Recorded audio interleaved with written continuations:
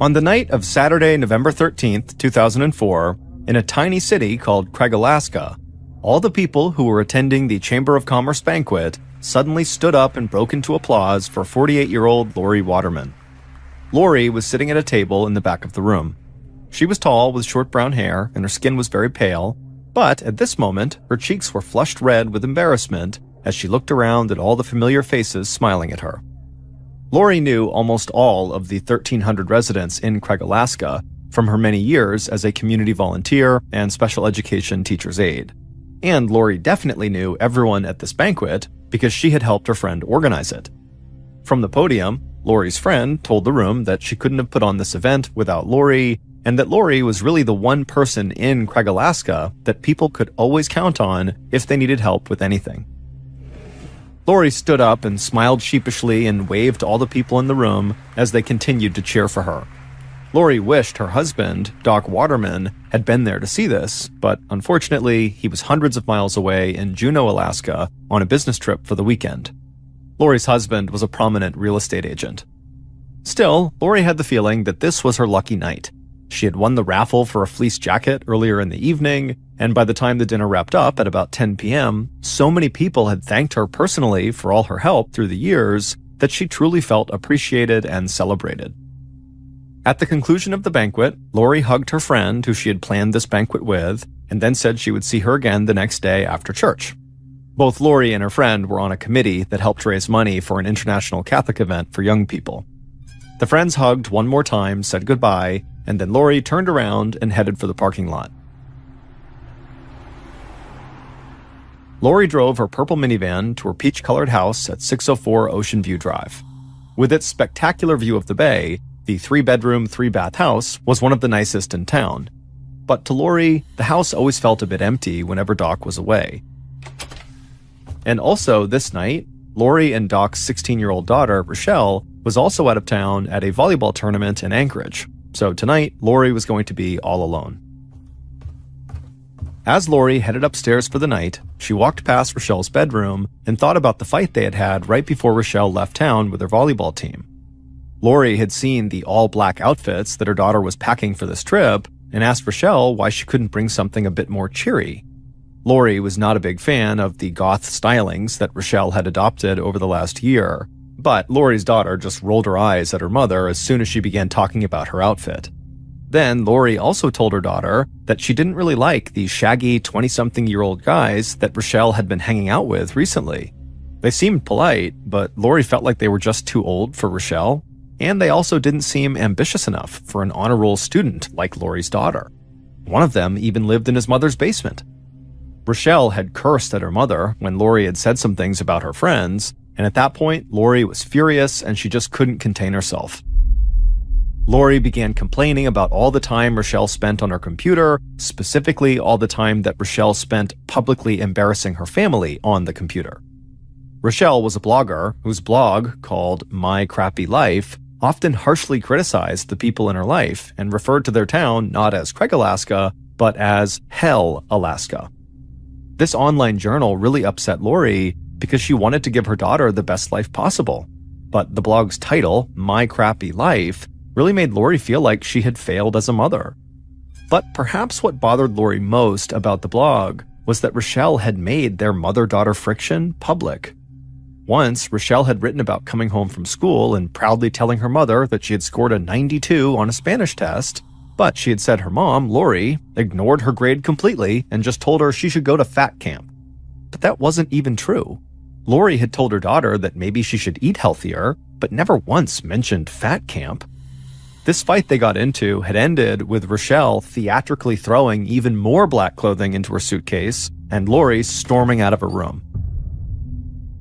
Now, thinking back over what happened, Lori regretted the things she said and how blunt she had been.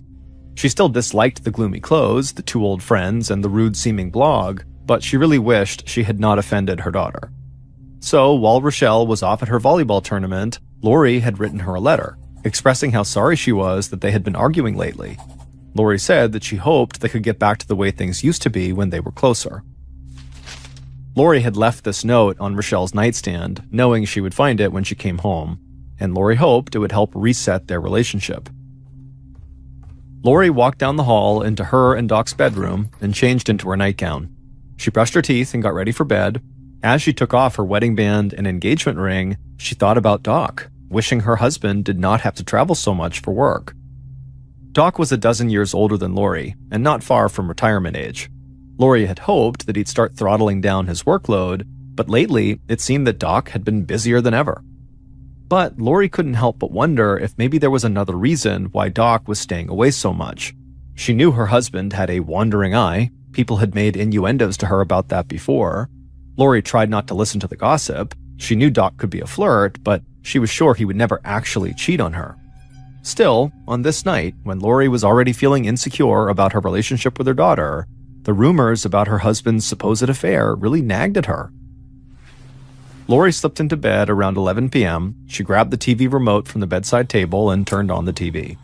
She didn't mind a little solitude, but she had been on her own for a few days now, and she couldn't wait for her husband and daughter to come home the next day. After a few minutes of TV channel surfing, Lori turned out the lights and drifted off to sleep.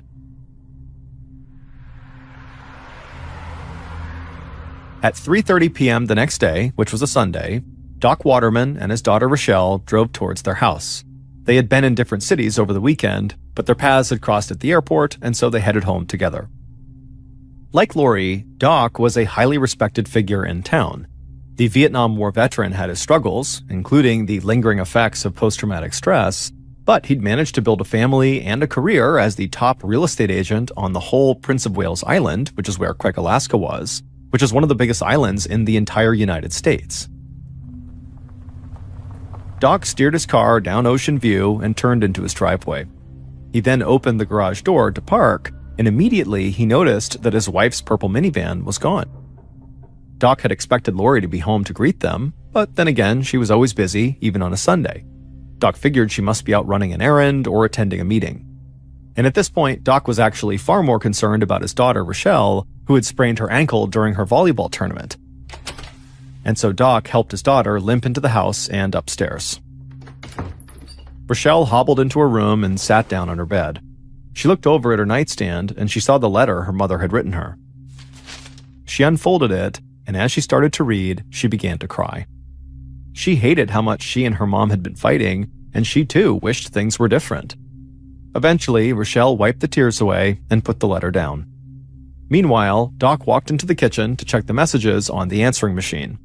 He noticed an empty bottle of wine sitting on the counter, which he found very odd, because Lori really was not a drinker and certainly would not be drinking on her own. The answering machine showed 3 messages. Doc pressed play and listened, but all the calls were from him checking in as he made his way home. Doc carried his suitcase up to his and Lori's bedroom on the 3rd floor. Normally, he'd drop his luggage on top of the comforter and start to unpack, but the bed was unmade. Lori always made the bed. That is, if Doc didn't beat her to it. Doc also saw Lori's nightgown thrown haphazardly on the floor. He frowned. His wife of 20 years was a total neat freak. What was going on? Doc suddenly felt flush with concern and stepped into the bathroom to splash water on his face. As he turned on the faucet, he saw Lori's engagement ring and wedding ring sitting next to the sink. Now, Doc was really worried. Lori never went anywhere without those rings. Something very strange was going on. Doc couldn't tell what it was, but he had a sinking feeling that it was bad. Doc knew there were not that many places in their small town where Lori might be, and he couldn't just call her because in 2004, cell phones were still somewhat rare, and Lori didn't have one. So Doc just waited a few hours, hoping Lori would come home on her own, but by 7 p.m., when she hadn't and he hadn't heard from her, Doc felt like he had to act. He didn't want to alarm his daughter, but he told Rochelle that they needed to get in the car and drive around town and look for her mother. Doc and Rochelle drove to the building where the Chamber of Commerce banquet had been held the night before, thinking maybe they'd see Lori's purple minivan parked outside while she helped to clean up inside. But when they got there, her minivan, which anyone could spot a mile away, was nowhere to be found. Next, the father and daughter went to the church, but they didn't see Lori's van there either. Doc did see Lori's friend's car, and he remembered Lori saying she had a committee meeting with her friend that day, but when Doc talked to Lori's friend, The friend said that Lori did not show up to the meeting and had not called to explain why she couldn't be there. So Doc and Rochelle drove to the middle school where Lori worked, but the parking lot was empty. Despite the near-freezing temperatures outside, Doc was sweating. When he and Rochelle had started their search, he was perplexed. Now, he was desperate. After driving around for almost 2 hours with no sign of Lori, Doc and Rochelle didn't know what else to do. So at around 9 p.m., they went home, and the normally composed Doc tried to keep from choking up as he called the Craig police. At about the same time Doc was calling the police, Alaska State Trooper Bob Claus drove his SUV down a logging road that cut through a pine-covered mountain nearly 50 miles from Craig. He was one of only 2 troopers who patrolled the entire 145-mile-long island. Claus was out in this area responding to a call he had received from a hunter who had said they had seen a vehicle that had gone off the road and caught on fire. Claus had spotted the plume of smoke in the sky and drove over, and there he found the remains of a minivan on the side of the mountain. It looked like the minivan had careened off the logging road until it struck a fallen log, which prevented it from rolling any further. The van was no longer on fire, but the brush and log beneath it were still smoldering. Claus climbed out of his vehicle and hiked down the slippery wet slope to reach the wreck. When he got there, he saw the tires were melted down to their steel belts. The paint had been scorched off the frame and all the windows were blown out. The fire had burned everything inside the vehicle. Claus looked for something to identify the minivan, but the license plate was a puddle of aluminum, and the vehicle identification number on the driver's side door was melted beyond recognition. Claus had originally come out here believing he was going to find a road accident, that someone had crashed, and that's why this had happened. But when he kind of scanned around the inside of the vehicle, he felt like this was something far worse. If this had been an accidental car crash, Claus would have expected to see the driver's body in the front seat, or at least nearby, and some sign that they had been in the front seat. But the 2 front seats of the car were empty and there was no sign of a driver. But when Claus looked in the back of the car, he saw something absolutely horrible. There, laying across the back seat, were the charred remains of a human torso. And next to the torso, looking straight at Claus, was a blackened human skull.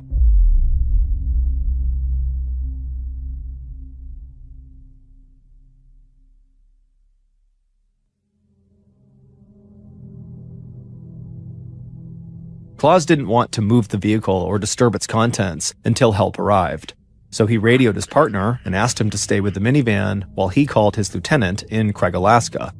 The lieutenant, in turn, called the Alaska Bureau of Investigation to send help. The Bureau promised to send a team, but cautioned that it would take time for help to arrive. Prince of Wales Island is located 800 miles south of Anchorage, and it has no major airports, and so the trip to the island requires 5 different planes. But finally, a day later, the small aircraft carrying state homicide investigator Randy McFerrin, a state fire investigator, and a crime scene technician touched down at a local airstrip. Right away, the investigators drove out to meet the state troopers on that logging road overlooking the crash site.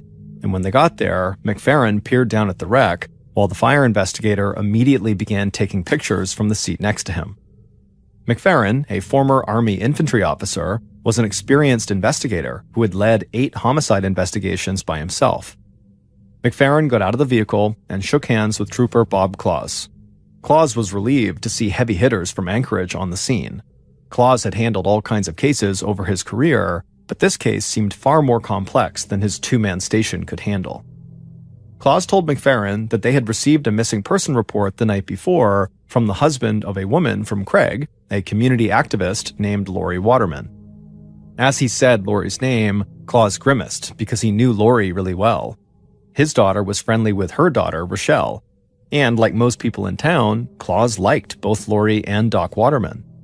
It absolutely gutted Claus to think that Lori could be the body in this wreckage, but he would tell the state investigators that that was looking more and more likely. The burned-out vehicle was clearly a minivan, just like the one Lori drove, but the paint had all been scorched off, so it was impossible to tell whether it had once been purple.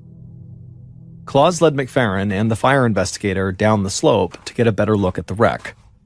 The wreck was about 50 yards down the mountain from the gravel road. When they got down to it, McFerrin peered inside at the charred human remains in the back seat. The clothes had burned off completely, and the fire had reduced the lower portion of their legs and the lower portion of the victim's arms to ash, making it truly impossible to tell whether the body was a man or a woman. But right away, the fire investigator could see telltale blistering in the back seat that suggested that an accelerant had caused the fire to burn very hot and fast. In other words, it looked like someone had set this fire on purpose.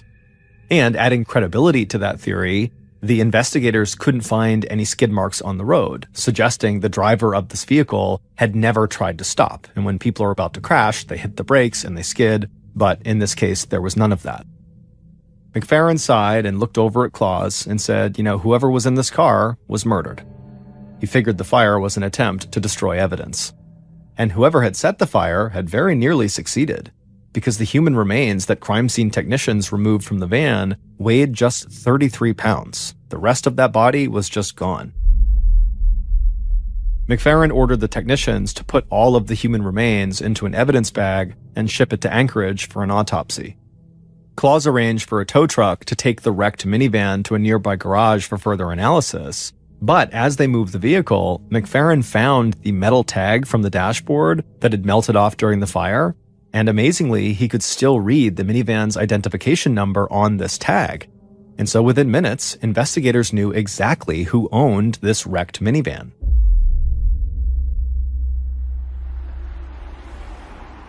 Later that night, McFerrin traveled with Claus to the town of Craig to speak with Lori's husband, Doc. Rochelle was home too, along with her friend, Jason Arant. Jason was a large man with flaming red hair, and at 24 years old, he was 8 years older than Rochelle. But the two had become close when Rochelle had worked at a store owned by Jason's best friend the previous summer. Rochelle had called Jason earlier that day because she was worried that something bad had happened to her mother. Rochelle said her mom must have gotten into a drunk driving accident because of the empty wine bottle she and her dad had found in the kitchen. Jason had immediately left his job as a school custodian and gone to Rochelle's school to pick her up. He found her in the principal's office in tears about her missing mother, so Jason had driven her home. McFerrin wanted to speak with the family alone, but Jason said he didn't want to leave Rochelle's side. That is, until Trooper Claus stepped in. Jason had actually come to Claus previously for advice on how to become a Marine, and so he respected the state trooper. So when Claus stepped in and told Jason the family really needed some privacy, Jason listened and he left. Doc invited Claus and McFerrin into the TV room on the first floor of the house. The investigators sat on the couch, but Doc and Rochelle remained standing, bracing themselves for whatever potentially terrible news they were about to learn. After a pause, McFerrin leaned forward, choosing his words very carefully, as he told Doc that they had discovered Lori's burned-out van in the woods 50 miles away, and there was a body in the back seat. McFerrin said that police still needed to make a positive ID of the body, but no one aside from Lori had been reported missing. And so unfortunately, it seemed very likely that the body was Lori. Doc was silent for a moment, and then he sort of stumbled back and fell into a chair. He had seen more than his share of death in Vietnam, and he had never cried. But this was different. He put his face in his hands and he wept. Trooper Claus turned to Rochelle, who he had known since she was a little girl, and told her how very sorry he was. But Rochelle didn't respond. Instead, she ran upstairs to her bedroom and slammed the door. As she sat on her bed, reeling at the news, her eyes fell on Lori's letter. Rochelle couldn't bear to look at it, so she put the letter inside the nightstand drawer. Meanwhile, downstairs, McFerrin had to make a very difficult request. He needed Doc to obtain his wife's dental x-rays to help identify the body. And so Doc had fumbled through Lori's address book, saying nothing until he found the number of Lori's dentist. And so McFerrin made the call and got Lori's latest x-rays sent to the coroner in Anchorage to see if maybe it was a match. After hanging up with the dentist, McFerrin and Claus asked Doc to walk them through his house and show them everything he had found the day before that seemed sort of strange or out of place and contributed to his worry about his wife. And in fact, in the day since Doc had come home, he had found even more alarming evidence of a crime. Doc took the investigators up to his and Lori's bedroom to show them the tip of a rubber glove and also a 5-inch long fiber from a rope he had found in the sheets of their bed. Then Doc pulled back the comforter on his bed to show them a spot of blood on the sheets. He said at first he assumed this might be menstrual blood, but when he had looked closer, he had seen a few other spots on both sides of the bed. Doc told the investigators that he had no idea who would want to harm his wife. Claus agreed that everyone on the island really seemed to love Lori. At this point, McFerrin very gently told Doc to go ahead and leave the house along with his daughter, because now their home was officially a crime scene and it would soon be cordoned off with yellow tape. With the help of the crime scene technician who had flown out from Anchorage with him, McFerrin started the official search of the house, and almost immediately, he figured out how the assailant had gotten inside. The door that led from the garage into the house had scratches on the lock that indicated to McFerrin that the assailant attempted to force their way in. Meanwhile, Claus began searching Rochelle's room. The walls were adorned with posters of men and women with black hair, black clothes, and black makeup. Claus continued searching through Rochelle's room, searching her dresser, her shelves, and her closet, and then inside of her nightstand, he found that letter that Lori had written to Rochelle. Claus saw that Lori addressed it to, quote, "my dearest daughter," end quote, and he felt a twinge of compassion for this mother trying to reconnect with her daughter. Claus made a mental note to make sure to return this letter to the family. When Claus and McFerrin regrouped in the TV room a little while later, they immediately began reviewing what they had found. Other than a few spots of blood on the bed, there was no sign of a struggle. A couple of details suggested to the investigators that Lori was alive when she left the house. The nightgown, uncharacteristically thrown on the floor, indicated she might have changed in a hurry, and the rope fiber inside the bed sheets suggested the attacker might have tied Lori up at the house rather than killed her. Both investigators agreed that the assailant's break-in attempt looked clumsy and amateurish, but the rope and the rubber glove suggested the killer had planned the crime ahead of time. McFerrin noted that a premeditated crime like this was typically not random. It was usually committed by someone with a personal grudge against the victim. But the scratches on the door where the assailant had entered the house suggested they did not know this family well, because Doc told investigators that most people who knew them would know where he kept the spare key and would have simply unlocked the door. This was perplexing to investigators, so until they could narrow it down, everybody was a suspect.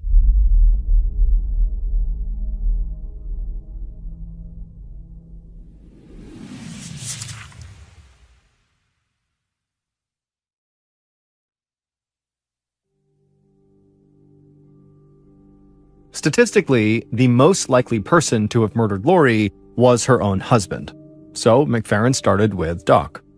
Claus had told McFerrin about the rumors that circulated around town that Doc was having an affair. That was a big red flag. A cheating spouse could have all sorts of reasons to want their partner dead. Doc denied having an affair. He knew what people said about him, and he admitted that he could be flirtatious, plus he was away from home a lot. Small-town rumors really didn't need much more fuel than that. But even if he had been having an affair, it didn't matter. He had a rock-solid alibi. He was over 200 miles away in Juneau at the time of the murder. McFerrin made a mental note to look into the family's finances and phone records to see if Doc could have hired someone to kill Lori while he was away. But he suspected that was a total long shot. If Doc had been involved in planning this crime, McFerrin was pretty sure the killer would not have had such a hard time getting into the house in the first place. Surely if Doc had hired someone to murder his wife, he would have told the killer where to find the spare key. The following day, which was Tuesday, November 16th, McFerrin finally heard back from the coroner in Anchorage, and as expected, the body was Lori's. The coroner said the fire that had erupted inside of that minivan had reached 1,800 degrees Fahrenheit, the same heat at which bodies are cremated, damaging the remains so badly that a proper autopsy was nearly impossible. But the coroner had been able to match Lori's dental x-rays with the teeth in the skull. However, the coroner was not able to zero in on the time of death or even how Lori had died.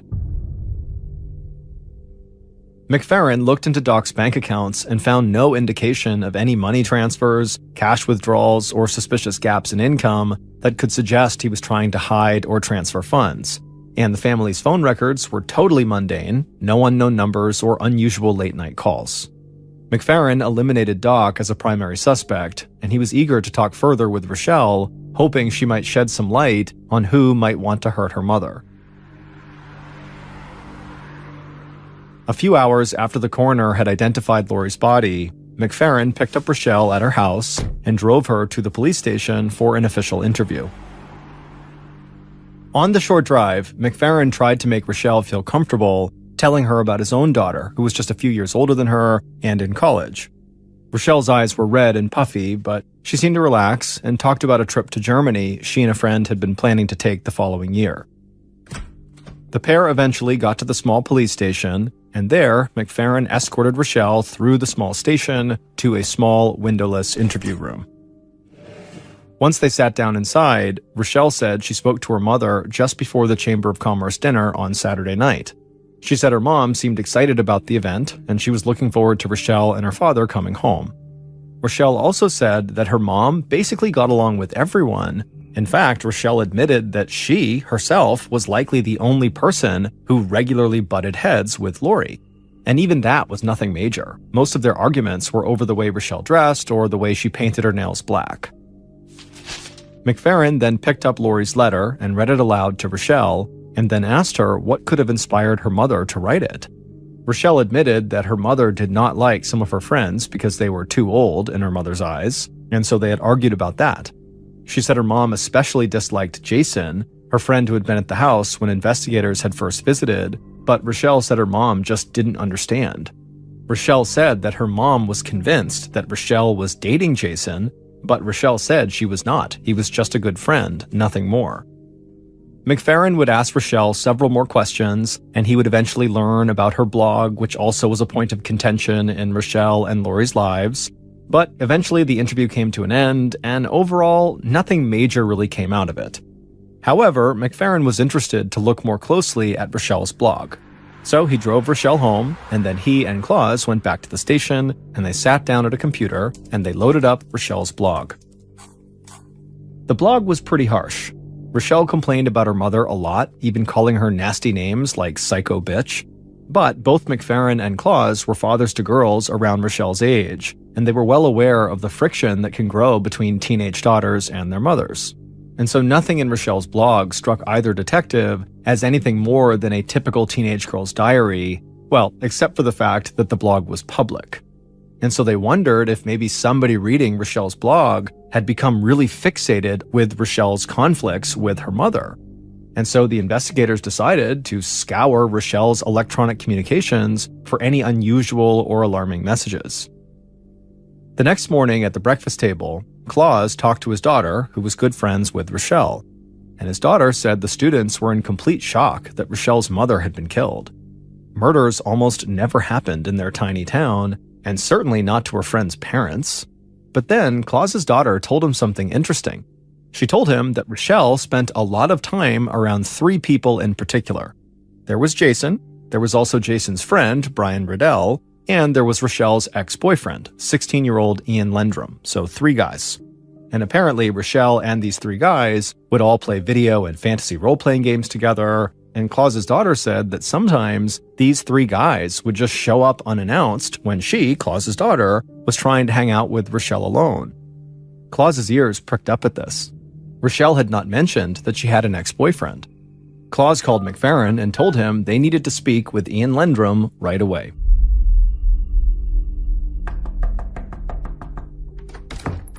Later that morning, so this was 3.5 days after the murder, McFerrin tracked down Ian at his house.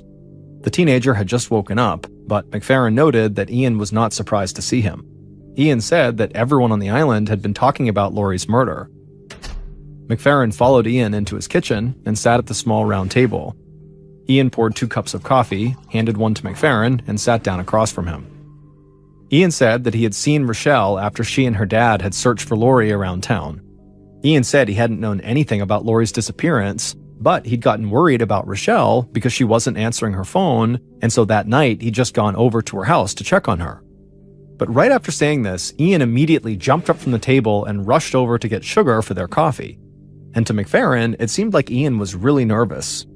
But McFerrin knew that people often got nervous when they were being questioned by the police, even if they didn't do anything. McFerrin thanked Ian for the sugar when he returned, and then McFerrin sipped his coffee and kept his tone casual.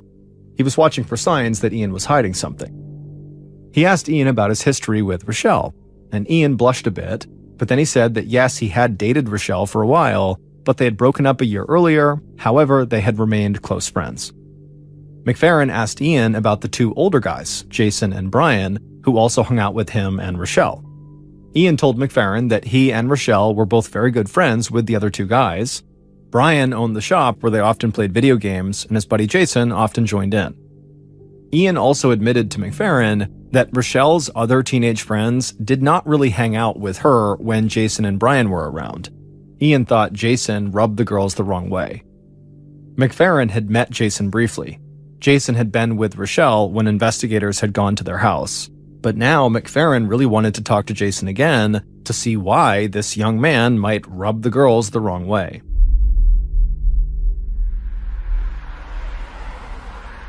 At noon the same day, McFerrin met with Jason at the Trooper Post near the high school where Jason worked. McFerrin brought Jason into an interview room and offered him some water. Jason nodded and took the bottle from him, but left it on the table unopened. Jason, a big man nicknamed Red for the color of his hair, had once dreamed of becoming a Marine, but he had washed out of boot camp, mainly because he was seriously out of shape.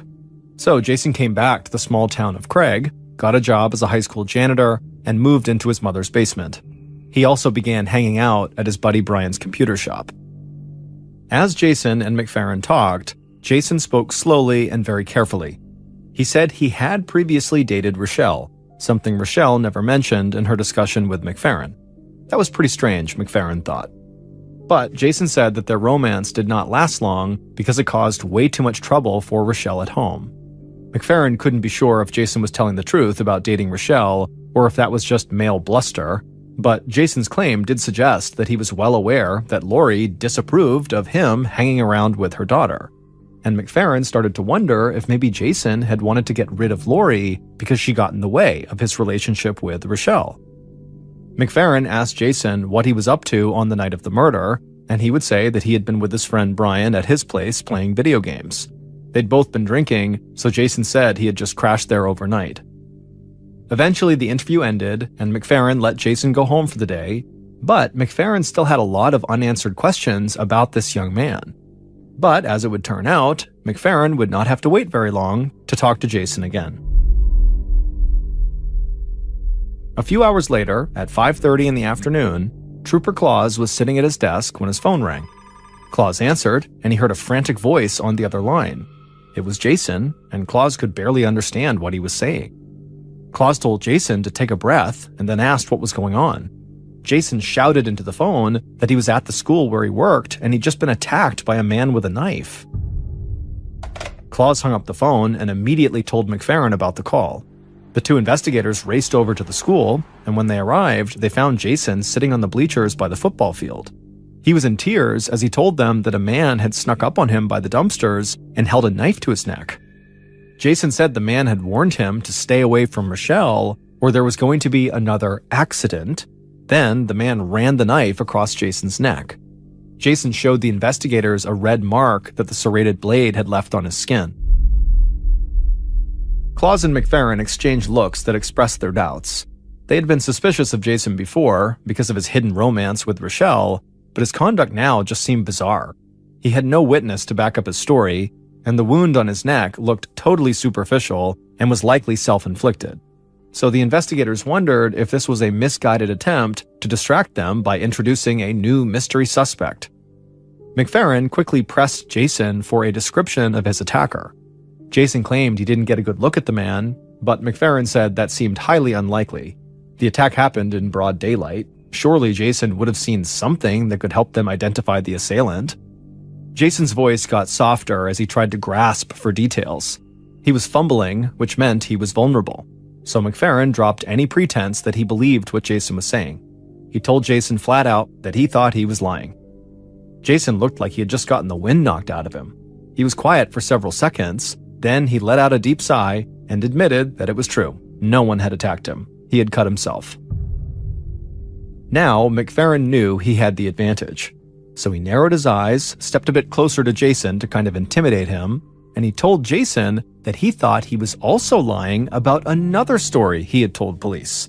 The one Jason had told police about what he was doing on the night Lori Waterman was killed. Jason started stuttering and said he really wasn't lying about that, but his face was flushed and he was sweating and talking in circles. The experienced investigators could see Jason's facade was starting to crumble. So McFerrin cut him off and said in a slow and certain tone that he knew Jason took part in Lori's murder. But now Jason's voice changed. He wasn't stuttering anymore.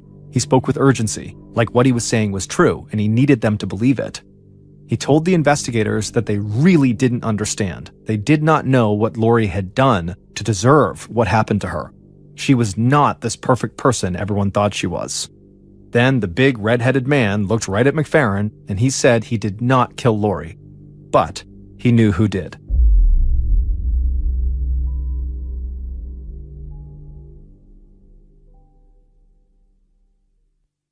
Based on information provided by Jason and evidence discovered throughout the investigation, here is a reconstruction of what happened to Lori Waterman on the evening of Saturday, November 13th, 2004.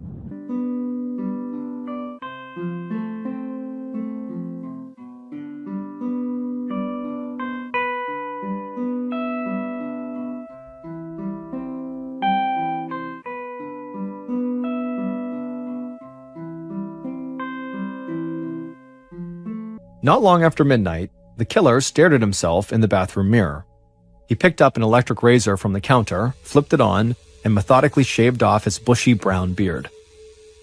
When his face was clean-shaven, he brought the razor up to his head, and clumps of his floppy brown hair started falling into the sink. He knew from TV crime shows that a few strands of hair could give a killer away, so he wanted to make sure none of his hairs were left behind at the crime scene, hence why he was shaving them all off.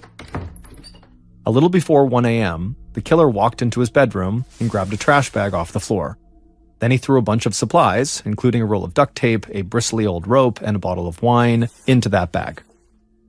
With his break-in kit in hand, he stepped outside and got into his partner's idling pickup truck, and the two of them drove together to Lori's house. When they arrived, the killer picked his trash bag off the floorboard, got out of the truck, and closed the passenger door behind him. His partner sped away down the street. The killer looked at the big peach-colored house in the moonlight and reminded himself why he was doing this. A dangerous woman lived in that house and she needed to be stopped. The killer pulled a pair of latex gloves from the trash bag, slipped them on, and then climbed into the two-car garage through a window. Once inside, he tried the door that led into the house, but it was locked. He tried to jimmy open the door with a butter knife that he'd brought along. He scratched up the striker plate on the lock, but he just couldn't get it to open. So he removed the cat door, crouched down, reached through the opening, stretched his arm out to unlock the door from the other side, and then let himself in. Once inside, the killer walked upstairs to the third floor and walked through an open door into the master bedroom where Lori was fast asleep. But the killer didn't do anything. Instead, the killer darted out of the bedroom, went back downstairs, and spent the next 2 hours pacing around the house while Lori slept upstairs, psyching himself up to go back up there and kill her. And finally, after 2 hours, at about 3 a.m., the killer was ready, so he grabbed his flashlight and other supplies from the trash bag and made his move. He went upstairs and burst into Lori's room and immediately enveloped her head with a t-shirt before she could even wake up. He put his massive weight on top of Lori, pinning her to the bed. Lori couldn't scream, she couldn't move, she couldn't do anything. Then the killer secured a cloth over her mouth with duct tape. The killer tied his rope around Lori's neck like a dog leash and dragged her from the bed across the room. He rifled through Lori's dresser, pulling out a sweater and jeans, and ordered her to change out of her nightgown. Lori complied with his demands, changing into street clothes right in front of him. The killer held the rope so she wouldn't go anywhere, but he averted his gaze. After Lori had changed, the killer wrapped socks around her wrists and then duct taped over them, sealing her wrists together. He didn't want to leave any residue from the tape on her skin, which is why he taped directly on the socks. The killer then forced Lori, who was now bound and gagged, down the stairs into her kitchen. and then once they were down there, he sat her down and took the gag from her mouth. He opened up the bottle of wine that he'd brought along, poured her a full glass, and forced her to drink it as he held it. He kept forcing Lori to drink wine until she'd finished the entire bottle. Then the killer put the gag back in Lori's mouth and led her out to the garage. He opened the back door of her purple minivan and ordered her to lie down across the back seat. Lori was now very drunk, but the killer was still worried about her making a run for it, so he tied her to an armrest in back to make sure she couldn't go anywhere. But after doing this, the killer noticed that the tip of his latex glove had ripped off while he was securing Lori with duct tape. Worried that he might leave a trace of his DNA in this tip of the glove, he ran back inside and back upstairs and scoured the bedroom, but he could never find that piece of latex. Cursing, he rushed back down to the garage. It was now close to 4 a.m., which meant he did not have much time until dawn. So he hopped behind the wheel of the minivan, and using Lori's keys, he turned it on and drove off, with Lori in the back, lying across the back seat, her arms and legs bound. As the killer drove out of town in the minivan, his partner caught up with him and followed in the truck they'd driven to the house. The killer drove about half an hour north of town, where the roads turned to gravel, and then he continued for another 30 minutes through the thick hillsides of Prince of Wales Island.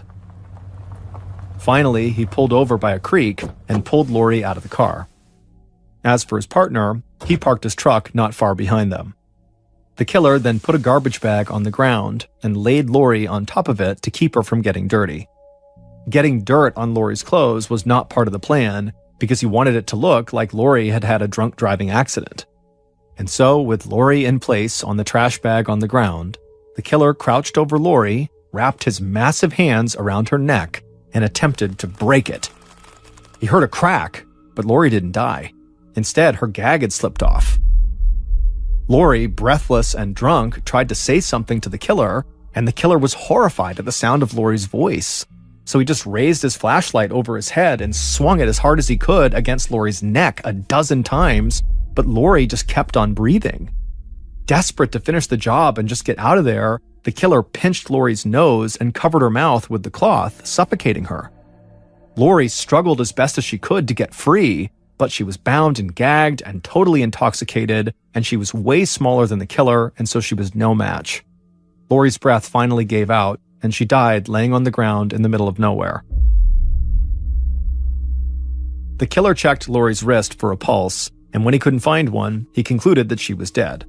However, after he cut off the tape around Lori's wrists and ankles, he could see there were clear marks on her neck, and there was mud on her clothes despite his efforts to keep mud off of them, and so this made him rethink his plan. He knew this would not look like a drunk driving accident. So, at 5 a.m., the killer put Lori's body back in the purple minivan and pushed the vehicle off the logging road down a steep embankment. It crashed into a fallen tree and came to a stop. The killer's partner had not planned for any of this, but he knew the plan was changing. The killer now wanted to destroy all the evidence.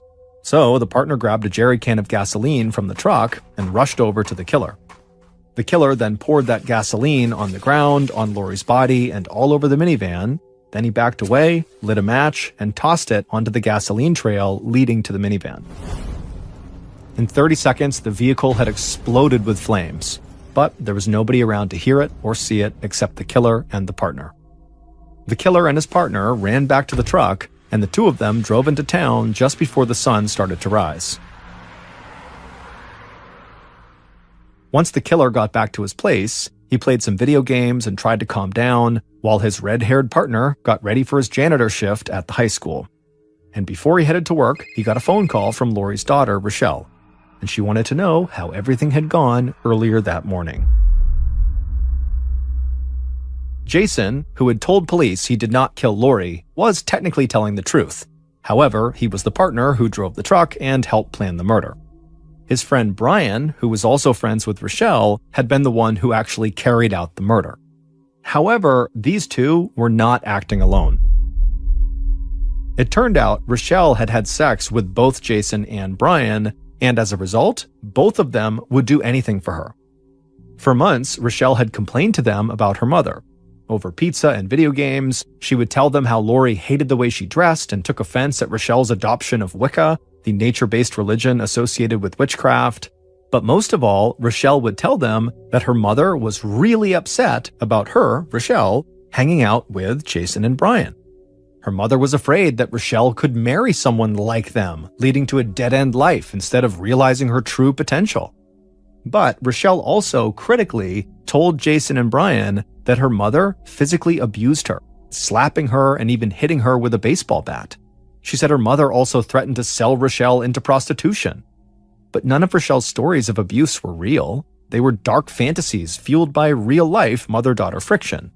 However, when she spoke to Jason and Brian about her mother, Lori was made out to be a real-life monster who was going to kill Rochelle unless Jason and Brian put a stop to it. So when Rochelle told Jason and Brian that she and her father would be away the weekend of November 13th, and her mother would be home alone, they knew what they had to do. Investigators had suspected both young men, but it was Jason's bizarre claim that he had been attacked by a stranger with a knife that sealed his and Brian's fate. McFerrin and Claus knew Jason was lying about that knife attack, but they also believed he was lying when he said he did not kill Lori. And so they pressed him, and he would finally admit to helping plan the murder and to driving Brian to the scene.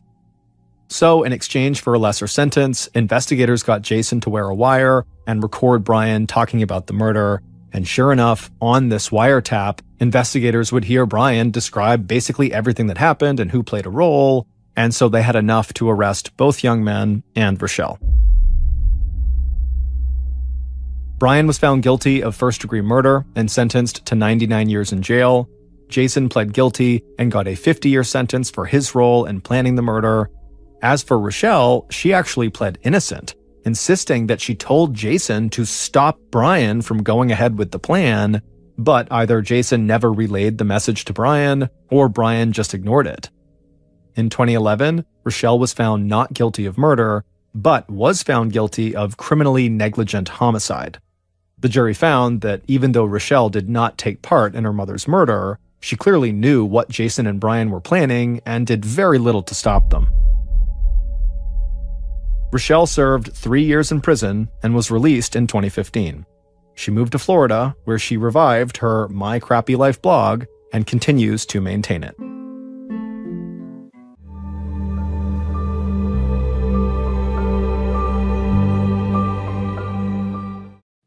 You're listening ad-free on Amazon Music.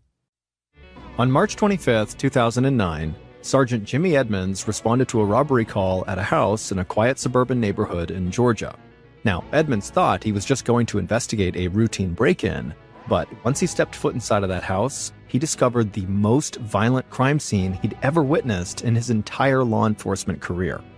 For the next 3 days, Edmonds would barely sleep, but he would eventually uncover the truth about what happened in that house of horrors. And let's just say the truth was not what anybody expected. But before we get into that story, if you're a fan of the strange, dark, and mysterious delivered in story format, then you've come to the right podcast, because that's all we do, and we upload twice a week, once on Monday and once on Thursday. So if that's of interest to you, this summer, right before it gets really hot, be sure you remove all of the Freon from the follow button's car. Okay, let's get into today's story. On the morning of March 25th, 2009, 41-year-old Kay Parsons woke up in her bedroom in the quiet suburb of Grovetown, Georgia. It was still dark outside, but Kay knew she had a busy morning ahead of her. So she got right out of bed and walked down the hallway to wake up her son. When she went into his room, her son, who was 12 years old, immediately began complaining that he didn't want to wake up yet, but Kay just flipped on his lights and said, "Come on, you gotta get ready for school." Once Kay saw her son actually climb out of bed and begin to get dressed, she rushed downstairs and poured him a bowl of cereal and left it on the table, and then called up to him and said, "Come on, come down, eat your breakfast." And then Kay rushed right back upstairs into her bedroom to get dressed. Now, normally, Kay had help with the morning routine from her husband, David. But David was in Los Angeles on business.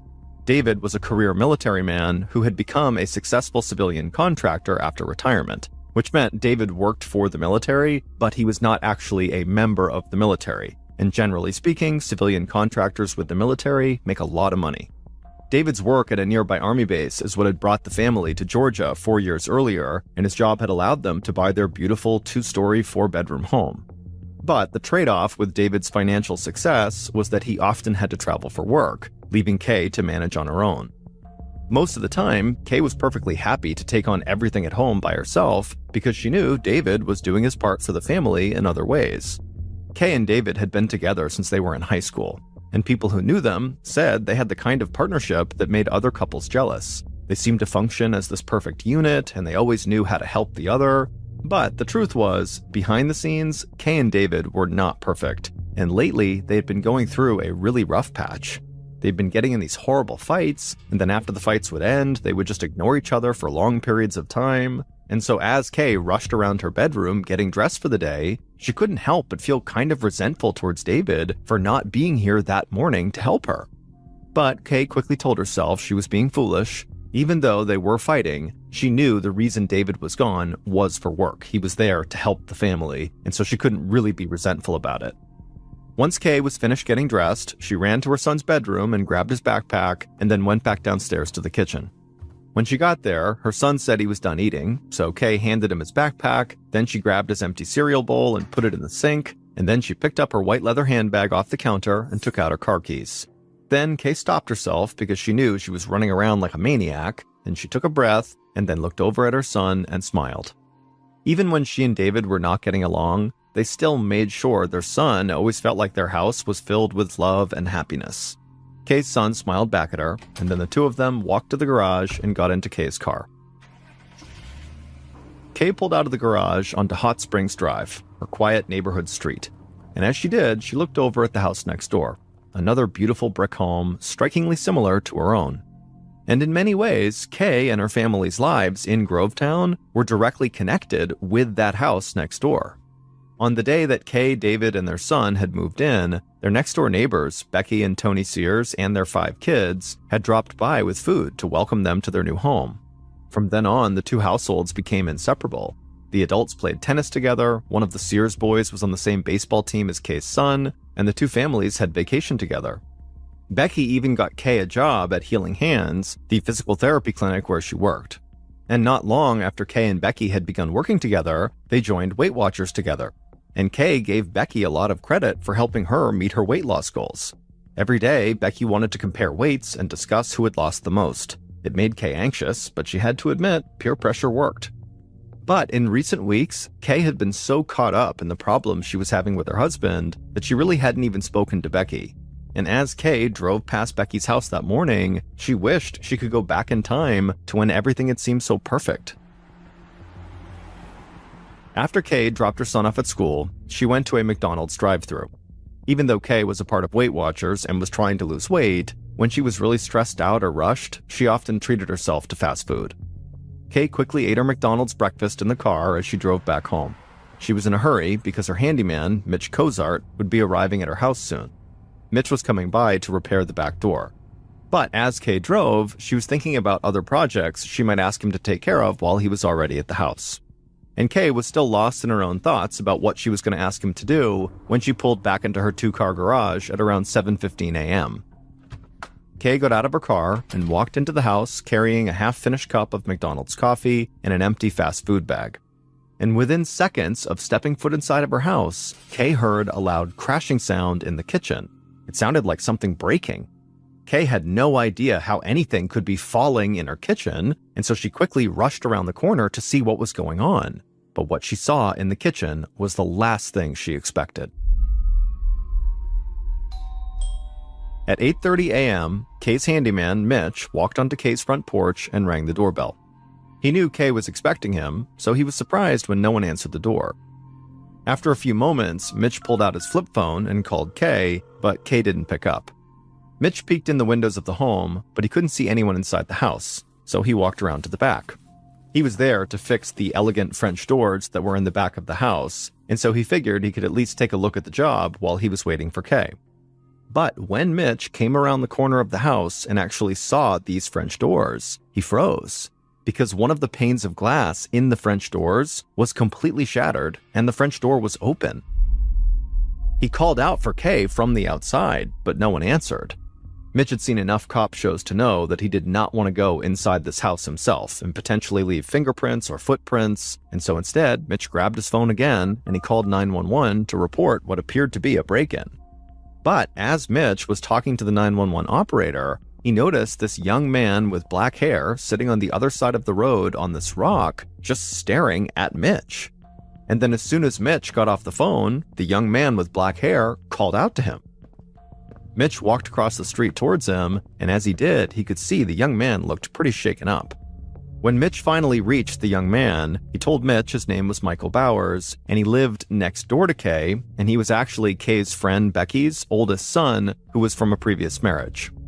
Mitch asked Michael if he was okay, but Michael said no. He said he'd overheard Mitch's phone calls to 911, so he knew that Kay's house had been broken into, and he told Mitch that his own house had been broken into as well. He said the house was ransacked with drawers emptied onto the floor and the whole place was a mess. Michael said he had just called his mother at work to let her know. At this point, Mitch was very worried, and he told Michael to stay right where he was and to not go back inside of his house because whoever had broken in might still be there. Then Mitch went back across the street to his truck and he pulled out the gun he kept in the glove compartment just in case. Then he went back across the street and waited with Michael for the police to arrive.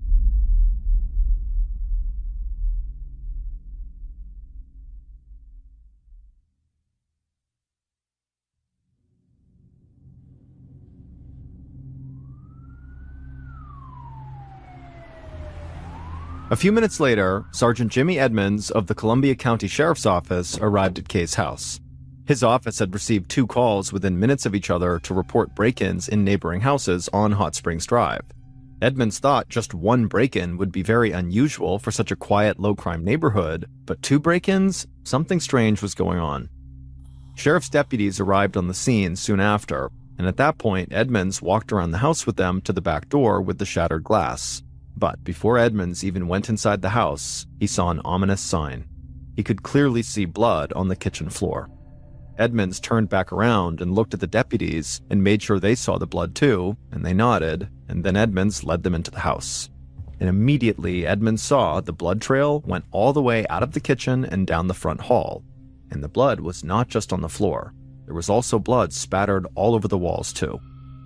As Edmonds followed this grotesque blood trail all through the house, he passed by a spilled McDonald's coffee and a crumpled McDonald's bag and a white handbag on the floor. Then he saw a bloody handprint on the wall right beside the door to the garage, and he opened up the door. And there, lying beside her car in a big pool of blood, was Kay Parsons. Edmonds quickly rushed over and crouched down beside Kay and placed his fingers on the inside of her wrist, and amazingly, he found a pulse. Kay was alive, so Edmonds shouted for one of the deputies to call an ambulance. As Edmonds stayed crouched down with Kay, telling her over and over again that help was on the way, Edmonds just could not believe the amount of blood he was seeing, not just all over the house, but on Kay, on her face, her arms, her clothes. He had been investigating violent crime for years, but he'd never seen someone beaten as badly as Kay Parsons was. There was a bloody aluminum baseball bat lying beside Kay, and Edmonds was reasonably sure it had been used to bludgeon her. And then Edmonds also noticed there was a second weapon underneath the car, a bloody claw hammer.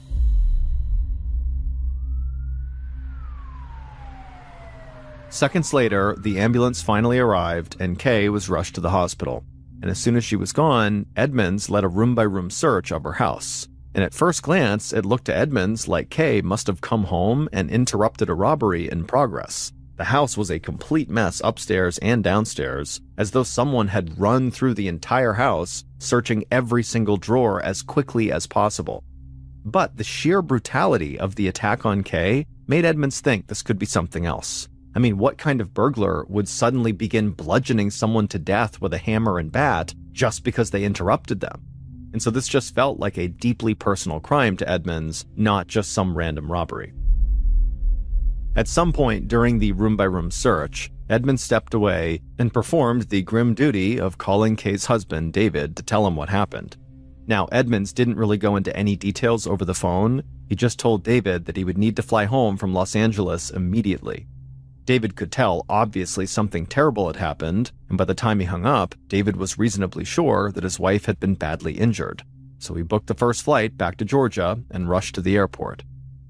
Back at Kay's house, Edmonds knew he still had a second break-in to investigate, and he was afraid he would find another victim of a vicious attack. So Edmonds rounded up a few other deputies and walked next door to the Sears' home. The back door had been broken open just like over at Kay's house, and the contents of drawers in the Sears' home had been dumped all over the place, just like in Kay's house. There were also smears of blood here and there, but not nearly as much as next door. The deputies combed the house from top to bottom, and luckily, they did not find another victim. Edmonds was searching the ransacked kitchen for potential evidence when Becky Sears, the mother, and her 19-year-old son, Chris, came into the backyard. Becky told Edmonds they had both been at work when her other son, Michael, had called to tell her about the break-in, so they'd rushed home as fast as they could. But Becky did not care at all about the fact that her house had been trashed and ransacked, because moments before Becky had walked into her house, a neighbor had told her that her good friend, Kay, had been taken away in an ambulance, and so all Becky wanted to know now from Edmonds was if Kay was okay. Edmonds was not really able to share any details about Kay, other than the fact that she had been alive when she was taken to the hospital. Within minutes, another neighbor appeared at the Sears' house and offered to give Becky and Chris a ride to the hospital to go check on Kay. And so Becky and Chris, they rushed out the door with that neighbor as fast as they had shown up, and Edmonds was suddenly left alone in the quiet kitchen, thinking about all these terrible things that had just unfolded in this small, seemingly safe suburban neighborhood.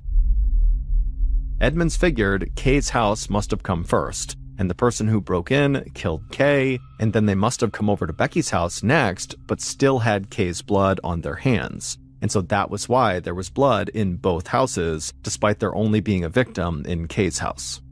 But that didn't make Edmonds feel much better. He now knew he was dealing with a criminal who was cool enough and cruel enough to beat this helpless woman until they were totally covered in her blood, and then casually just go next door, again covered in their blood, to rob another house. Edmonds wondered what kind of person could do something like that. Becky and some of Kay's other friends stood vigil in Kay's hospital waiting room all day long. They were desperate to get any word on Kay's condition. Every so often, Becky would ask one of the nurses if she could go in to see her friend, but they always said no, because the medical team was still trying to stabilize Kay. Eventually, another friend did make it to Kay's actual bedside, and she didn't even recognize the heavily bandaged person lying there.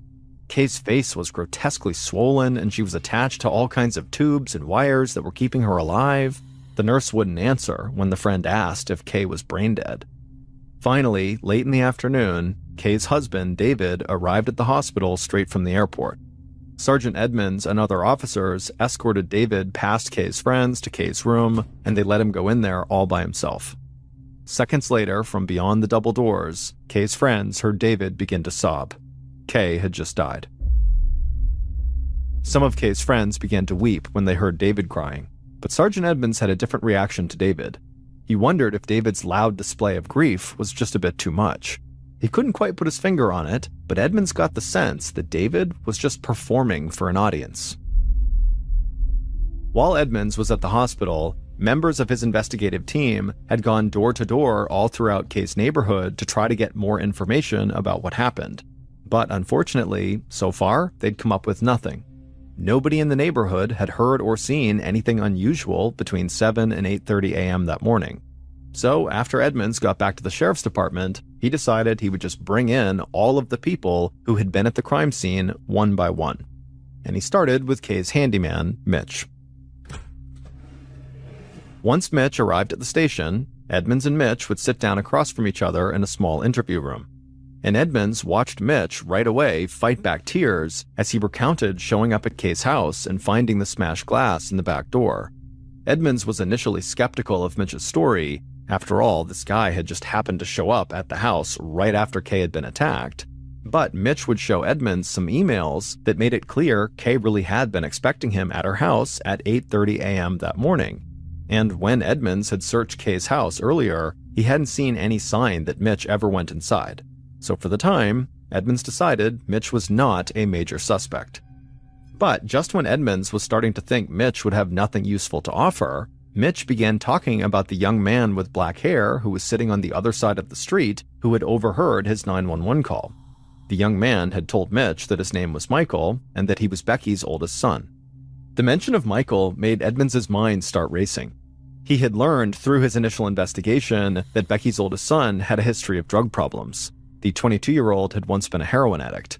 And Edmonds wanted to know why Michael was sitting across the street from Kay's house, which was now a murder scene, instead of in front of his own house, which had just been looted. Because remember, Michael didn't know what was going on in Kay's house until he overheard Mitch talk about Kay's house being robbed. And so Edmonds couldn't help but wonder if maybe Michael had tried to rob Kay's house to pay for his drug habit, but then Kay surprised him by coming home. She would have known Michael's face very well, and so maybe he decided to kill her so she wouldn't be able to identify him. Edmonds thanked Mitch for his help and ultimately let him go. Then he summoned Michael to the station. When Michael arrived, Edmonds led him into the small interrogation room, and the two sat down on opposite sides of a table.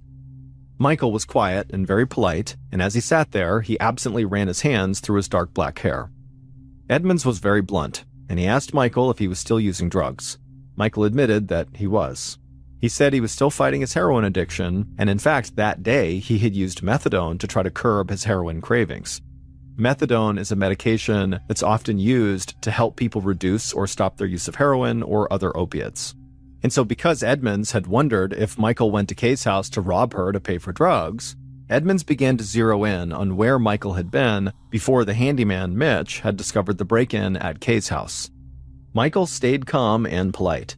He claimed that his mother had dropped him off at 7 a.m. for a house painting job. But when Edmonds pressed Michael for details about this job, Michael's story fell apart. He couldn't say who he was working for or even where the job was. Now, Michael was starting to shift around in his seat uncomfortably. So Edmonds asked him again where he had been when Kay was attacked. Michael admitted he had been lying about the house painting job, but only because he didn't want his mother to know he was unemployed. He said he had really been watching TV at a friend's house. Edmonds was very annoyed that Michael had just lied to him, so he got up and walked out of the room. And Edmonds would keep Michael in that interrogation room for 3 more hours while he decided what to do with him. And in the end, Edmonds and his team, despite their suspicions, knew they really had no evidence linking Michael directly to this crime, so they couldn't just hold him indefinitely. But just before Edmonds was about to turn Michael loose, on a hunch, he asked Michael if he could look at the bottom of his sneakers. And when Michael showed him, Edmonds saw that wedged into one of the treads of one of his shoes was a gleaming shard of glass. When Edmonds asked Michael where the glass came from, Michael had no explanation. And so, as Michael walked out the door of the sheriff's office, he didn't know it, but he had just become Sergeant Edmonds' primary suspect. Not long after Michael left the sheriff's office, his 19-year-old brother, Chris, arrived for his interview. Chris was everything that Michael was not. He had a job, he had his own house, he had respectable friends, and he was so nervous when he sat down for his interview that Edmonds had to keep reassuring him that he was not actually in trouble yet. Chris said that he had gotten up that morning at about 7 a.m. He'd barely had enough time to brush his teeth before his mother, Becky, pulled up to his house. He had agreed to go work with Becky that day at the physical therapy clinic where she was the office manager. Chris was going to help out with several odd jobs around the building, but when his brother Michael had called about the break-in, Chris and his mom had left the clinic right away. Then, Edmonds got Chris talking about his brother Michael, and the conversation soon turned to Michael's drug habit. Chris confirmed that his brother was taking methadone again and struggling with his heroin addiction, and he was hanging with a very bad crowd. At this, Edmonds immediately grabbed a sheet of paper and a pen, and he asked Chris to tell him the names of the people Michael was spending his time with, who in theory might commit the kind of violent crime he was investigating. Chris looked at him and he said, "You might need a larger piece of paper."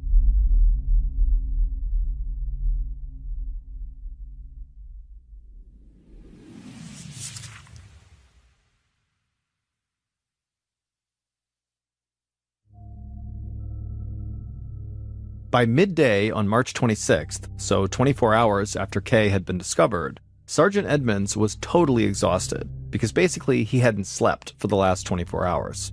But he knew he had a killer loose in his town, so he had no choice but to press on. And the more he found out, the more he suspected Kay's neighbor, Michael. First, Edmonds talked to the friend who Michael said he was with at the time of the murder.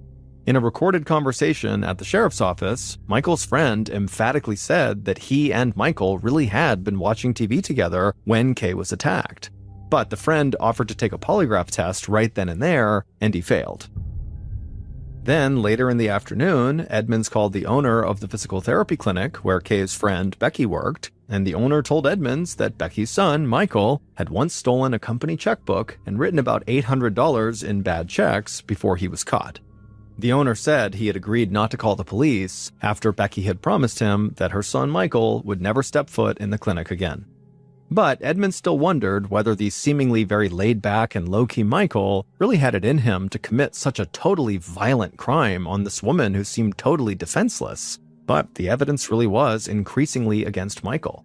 The murder was looking more and more like a robbery gone wrong, either committed by Michael or one of his friends, and very likely just to get money for drugs. That evening, Michael and Chris's mother, Becky, was leaving work at the physical therapy clinic, and as she was walking down a dark walkway towards the parking lot, she thought she heard something in the bushes behind her.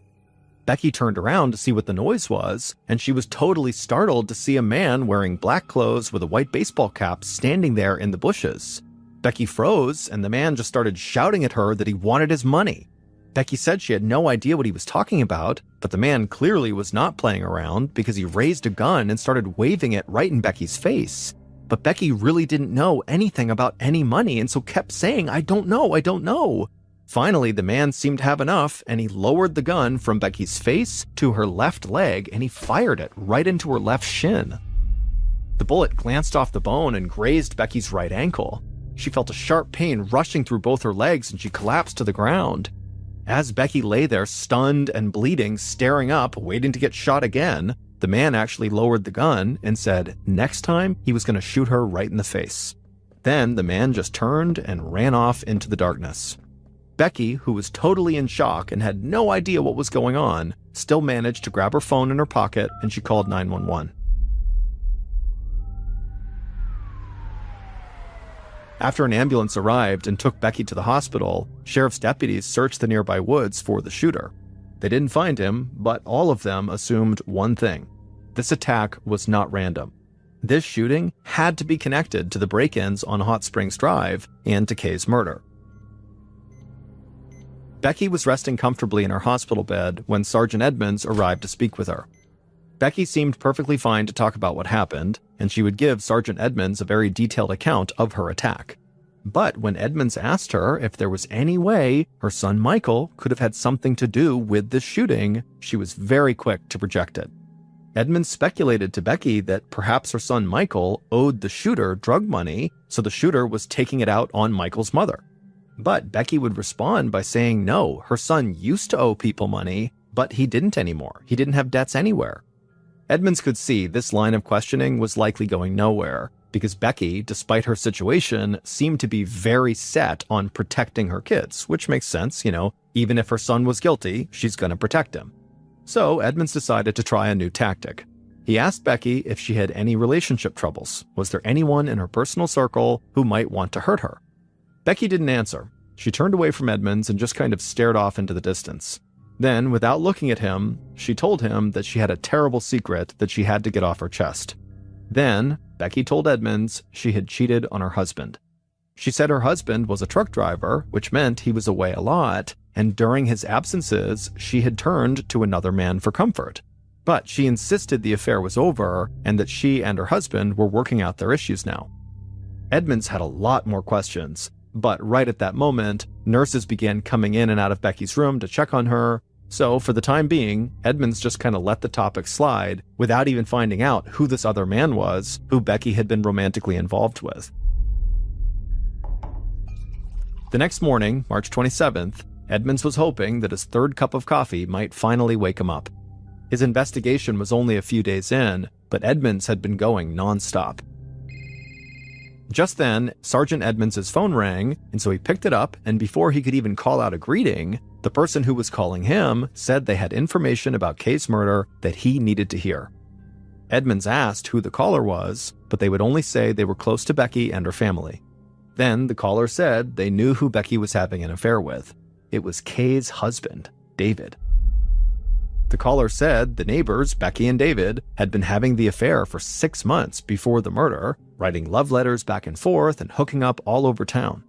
Becky wanted both of them to leave their spouses so they could be together, but David was worried that he would lose custody of his son if he split from his wife.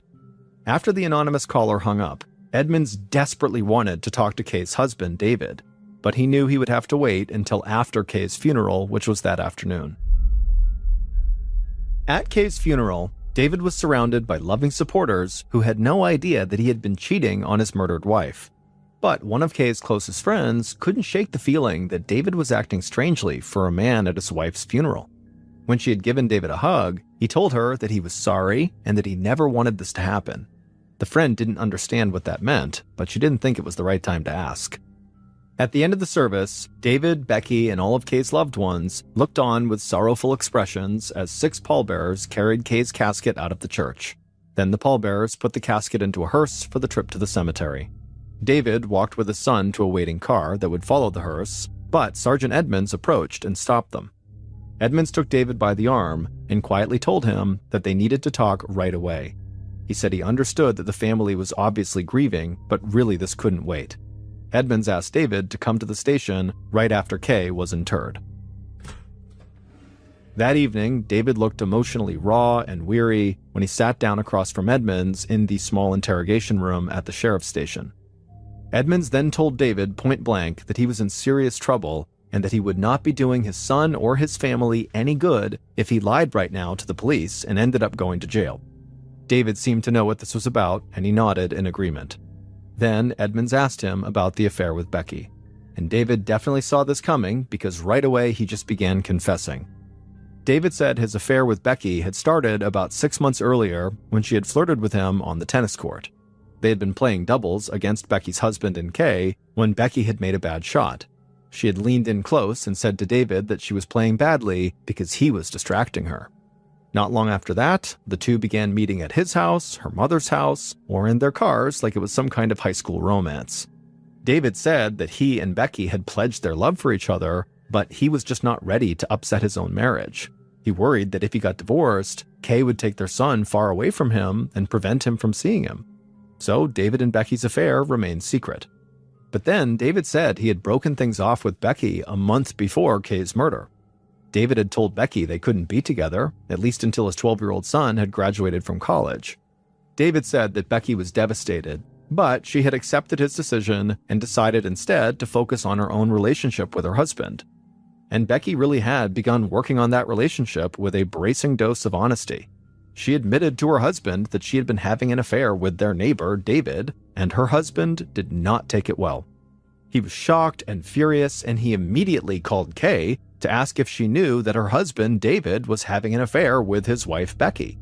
Kay was totally caught off guard and said she absolutely did not know that. After that, David had had no choice but to confess to Kay about the affair and then beg for Kay's forgiveness. And to his surprise, Kay had accepted his apology and said they would work through their crisis together.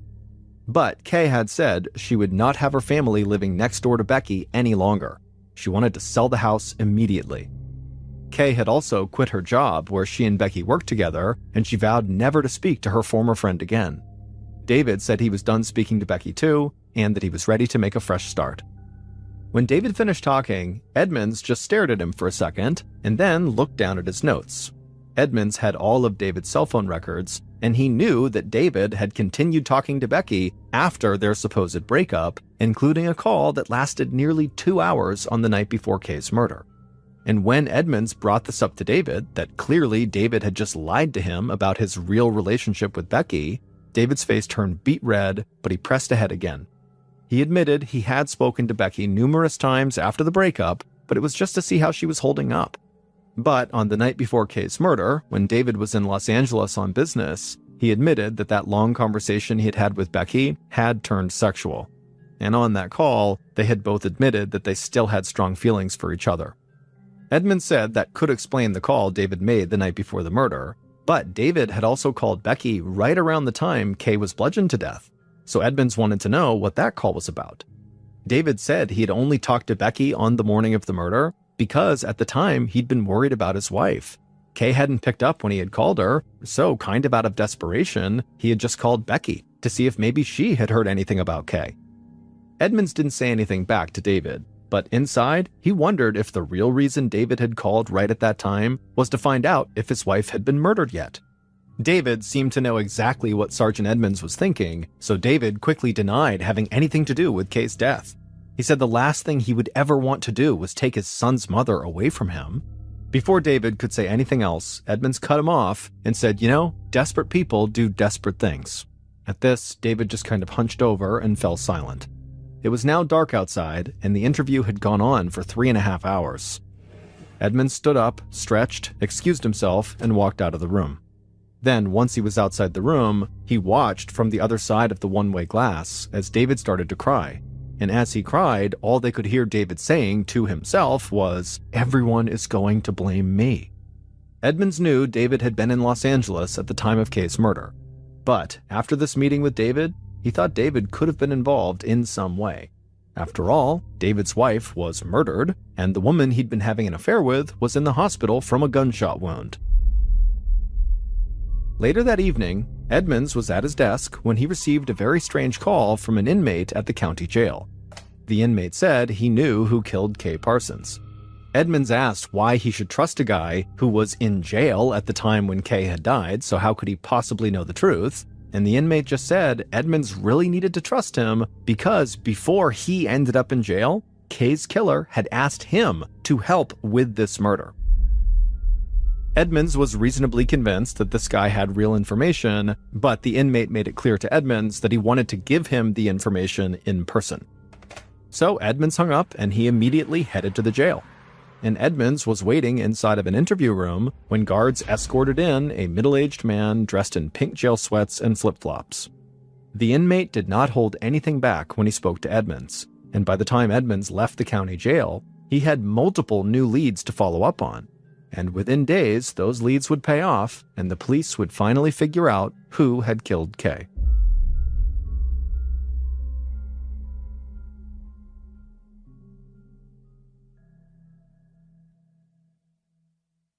Based on information provided by that inmate, evidence found at the crime scene, and interviews conducted throughout the investigation, here is a reconstruction of what police believe happened to Kay Parsons on the morning of March 25, 2009.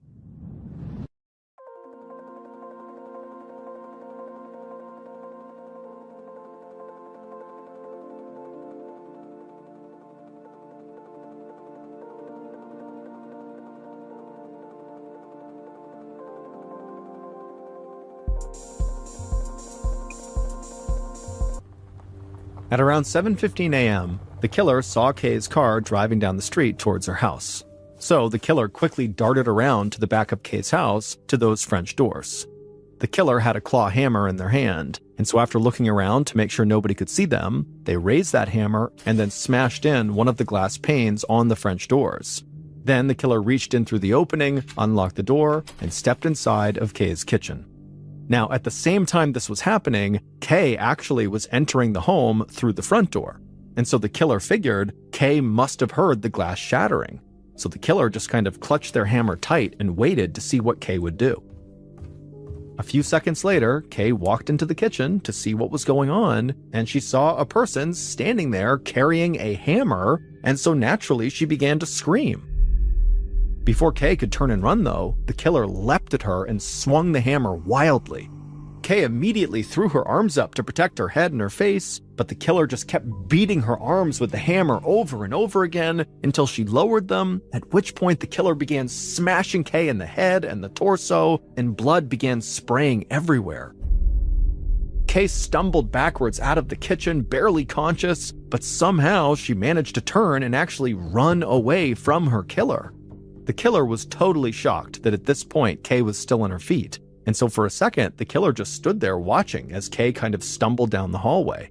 But when Kay actually reached the door that led into the garage, the killer kind of realized what they needed to do, and they chased after Kay. And so Kay, she gets that door open, and she manages to walk into the garage, but by this point she had lost so much blood, she was so badly beaten that she just fell to the ground right by her parked car. The killer rushed into the garage after her, and then stood over Kay and raised the hammer, But the hammer was so slick from all the blood on it that when they tried to bring it down, it slipped out of their hand and slid under Kay's car. In a panic, the killer looked around the garage for another weapon to finish Kay off, and their eyes fell on the aluminum bat propped up against the wall. The killer lunged for the bat and then came back over to Kay, and they stood there bludgeoning her over and over and over again until she wasn't moving. The killer, the garage, and Kay were now all covered in blood, and the killer was reasonably sure that at this point Kay was dead. They had no idea she actually still had a pulse. The killer dropped the bat and ran back into the house. They trashed every room inside, throwing things on the ground and doing whatever they could to make it look like this was a robbery. Then, feeling satisfied, the killer crept out through the open French door, stepping on broken glass as they left. Once they were outside, the killer glanced back and forth to make sure nobody had seen them. Then they ran right next door into Becky's house and ransacked that place too. But then, after they were done, instead of leaving, the killer stripped off their bloody clothes and found a fresh set of clothes in that house to change into, and then they grabbed their phone and called their mother. It would turn out Becky's heroin addict son, Michael, who everybody assumed was involved in some way with this murder, had nothing to do with it. Becky's other son, Chris, the so-called good son, he had been the one who murdered Kay. Chris had always been Becky's favorite child, and he would do anything to make his mom happy. Becky had told Chris things about her life that she would never tell her other son, Michael. So Chris was aware of the fact that his mom was having an affair with their neighbor, David, and that she believed David was actually still in love with her. And so Chris also came to believe that his neighbor, Kay, was actually standing in the way of his mother's happiness. In fact, Becky had even said to Chris that she wanted Kay dead. And all of this information began to come to light when Sergeant Edmonds met with the inmate who had called him. It turned out the inmate was Becky's own brother, and he told Sergeant Edmonds that Becky had asked him if he knew anyone who could kill Kay and make it look like an accident. At first he had thought she was joking, but after Becky kept pressing him, he knew she was serious. So when he learned that Kay really had been killed, he was sure his sister had something to do with it. And so that's why he reached out to Sergeant Edmonds. Now, after hearing this from the inmate, Edmonds still believed that Michael had to be involved, that maybe Becky had asked him to carry out the murder. But when Edmonds questioned Michael again, it was clear the young man had no idea about his mother's affair. So Edmonds went back to the hospital to meet with Becky, who was still recovering from her gunshot wounds. Edmonds interrogated Becky, and she finally cracked. She admitted that she had told her other son Chris all about the affair and about how much she hated Kay, but Becky didn't stop there. She told Edmonds that she had asked Chris to confront Kay on her behalf on the morning of the murder, but she said she didn't think her son would do anything violent. But after Chris had just killed Kay and then came back to his own house and staged another break-in and changed out of his bloody clothes, he had called his mother and told her he had just murdered Kay. She had driven to the house, picked Chris up, and gone with him to dispose of his bloody clothes, and then when they came back to the house, because her other son Michael had called her saying, "Oh my goodness, our house has been broken into," when she and Chris came back, all the police were there, and she would tell the police right away that she and Chris had been working at the clinic all that morning. And then after that, Becky and Chris had staged the shooting outside of Becky's work. Chris was the shooter who had leapt out of the bushes. Becky hoped this shooting would remove suspicion from her and her family and allow Chris to get away with Kay's murder. Even after admitting all of that, Becky still insisted that she had nothing to do with Kay's death. She told Edmonds that she had just totally messed up when she had given her son, Chris, the impression that she really wanted him to go do something horrible to Kay. But police and prosecutors did not believe that Becky was as innocent as she let on, and so both she and her son Chris were arrested.